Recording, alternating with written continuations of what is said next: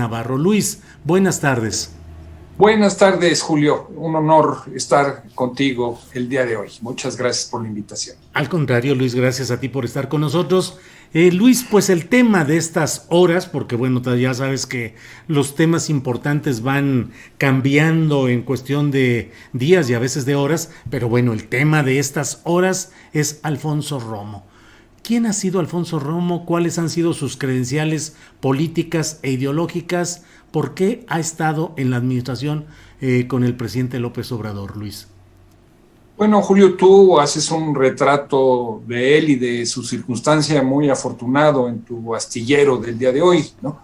Estamos hablando de un ingeniero agrónomo nacido en la Ciudad de México, pero realmente asentado y que hizo su carrera económica en Nuevo León, muy ligado a los negocios de la biotecnología y a los matrimonios afortunados, que siempre ha hecho negocios al amparo del poder. Construyó una relación excelente con el presidente Salinas de Gortari.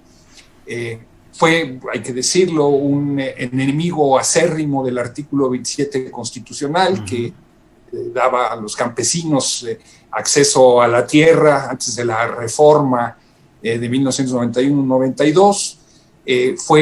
Tuvo una relación estrechísima con el presidente Ernesto Zedillo, se vio beneficiado de los procesos de reestructuración de la deuda que se acontecieron en esa época, uno de los promotores principales de Vicente Fox, y ahora convertido en un transformador en la cuarta transformación a partir de su relación con el presidente Andrés Manuel López Obrador. Estamos hablando de un hombre muy conservador que sí, religiosamente fluctúa entre su simpatía con el Opus Dei y los Legionarios de Cristo, el dictador chileno Augusto Pinochet, incluso su banquero, un hombre al que nunca se le conocieron más credenciales progresistas hasta su súbita conversión, no sé si lo podamos llamar así, con López Obrador. Haciendo negocios, insisto, al amparo del poder, negocios que no siempre le han salido bien, ¿no? A pesar de su cercanía con el grupo Monterrey, no pertenece al grupo de los 10, no es bien visto por ellos, no tiene su simpatía, pero fue colocado a lo largo de estos 2 años y según nos anuncian seguirá así como el puente entre el presidente López Obrador y la iniciativa privada. Tiene grandes inversiones en el sureste mexicano, especialmente en Chiapas, ¿no?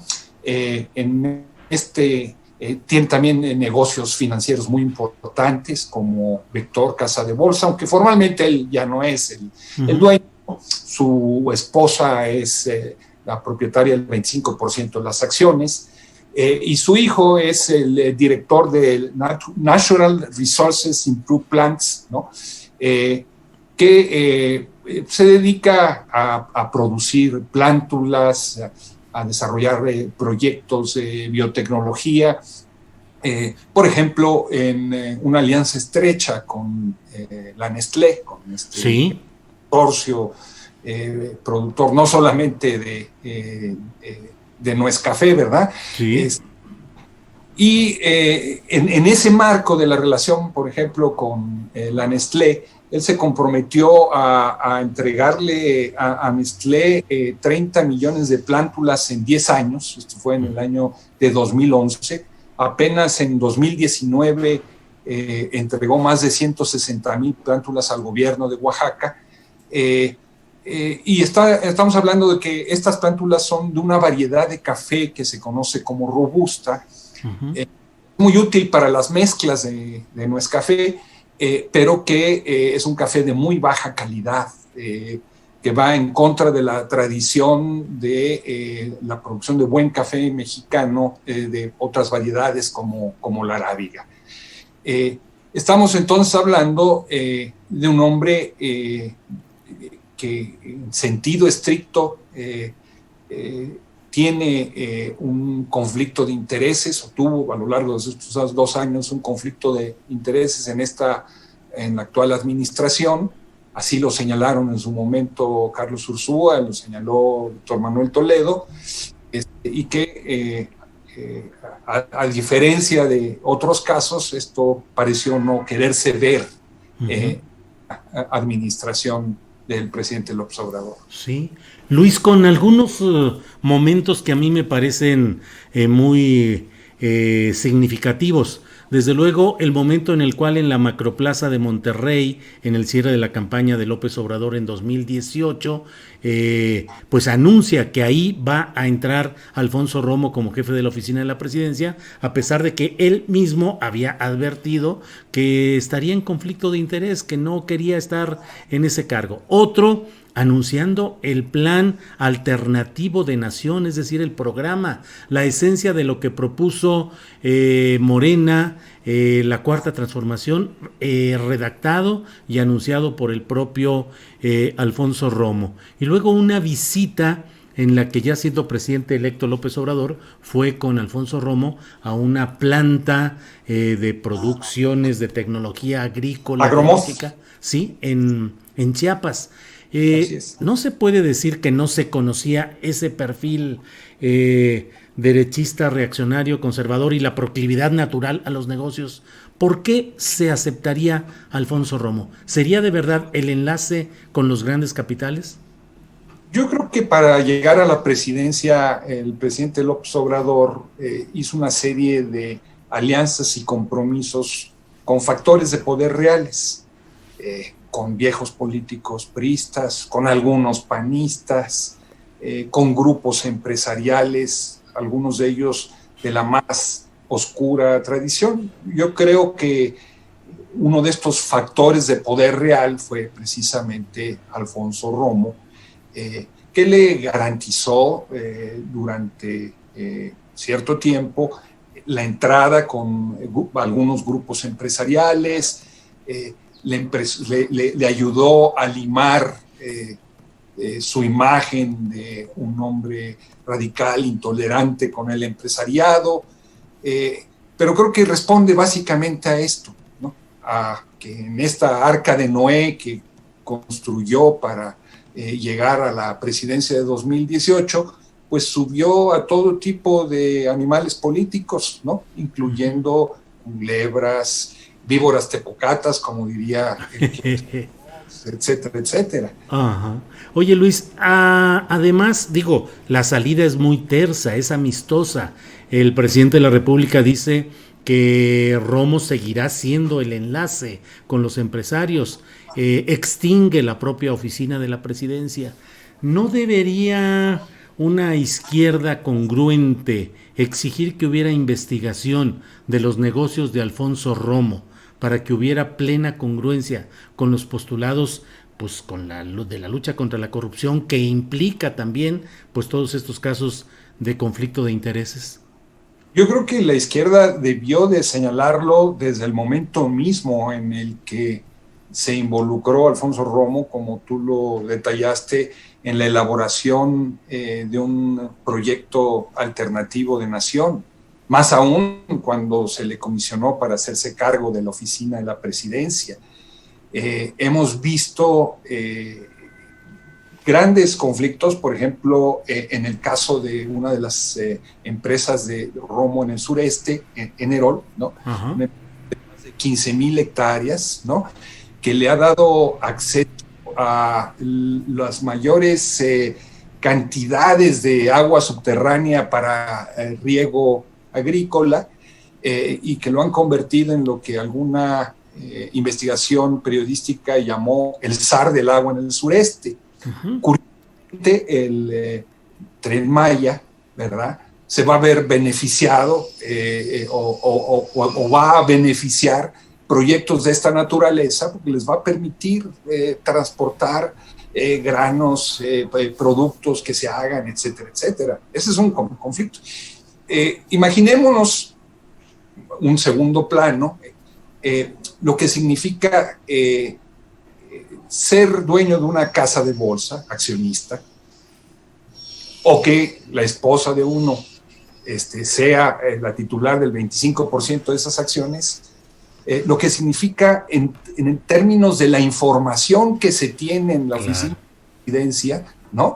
Para esa casa de bolsa, con movimientos que hay. Más aún si consideramos que Alfonso Romo colocó gentes claves en lugares como Nacional Financiera, por ejemplo, ¿no? Nájera, un funcionario del sector empresarial, que en esta lógica de las puertas giratorias había trabajado con él estrechamente en Cigarrera La Moderna y en otros negocios que había tenido.